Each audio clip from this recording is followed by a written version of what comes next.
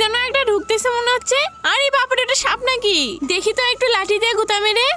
বাপরে, সাপ সাপ সাপ। কোথায় সাপ? ওই তো ওই গর্তের ভিতরে সাপ ঢুকেছে। আচ্ছা সরো দেখি কোথায় সাপ দেখেছো তুমি, আমি আগে ভালো করে দেখে নেই। এই সাবধানে, সাপটা কামড় দিতে পারে। না এভাবে হবে না, কোদালটা নিয়ে এসি, এখানে মাটি ঘুরে তারপর দেখতে হবে। কই এখানে তো কিছুই নেই। দেখি তো ওই সাইডের দিকে একটা শব্দ হচ্ছে। আরে এটা তো একটা হাঁস মনে হচ্ছে। এই দেখো পিন্টুর মা, আমি একটা ডিম পেয়েছি। এটা কি সত্যি হাঁসের ডিম? যাও তুমি ভালো করে দেখো তাহলে।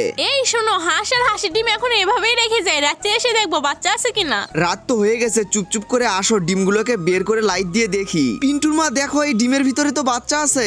এই তো আরেকটা ডিম ফাটা শুরু করেছে, মনে হয় বাচ্চা বের হবে। পুরো জায়গাটাকে এখন নেট দিয়ে ঘিরে ফেলি। ঠিক আছে, তাহলে আমিও তোমাকে সাহায্য করতেছি। আরে এখানে কি হাসি বাচ্চা শব্দ হচ্ছে নাকি? দেখো তো। কি বলো, সত্যি নাকি? দাঁড়াও আমি এক্ষুনি দেখতেছি। বাপরে পিন্টুর মা দেখো কত সুন্দর হাঁসের বাচ্চা হয়েছে। এই তো আরো হাঁসের বাচ্চা আছে, চলো এগুলোকে আমরা এখন ঘরের ভিতর নিয়ে গিয়ে রাখি। বন্ধুরা তোমরা ভিডিওতে লাইক করে চ্যানেলটি সাবস্ক্রাইব করে দাও আর কমেন্ট করে বলো তোমাদের বাড়িতে কি হাঁসের বাচ্চা আছে।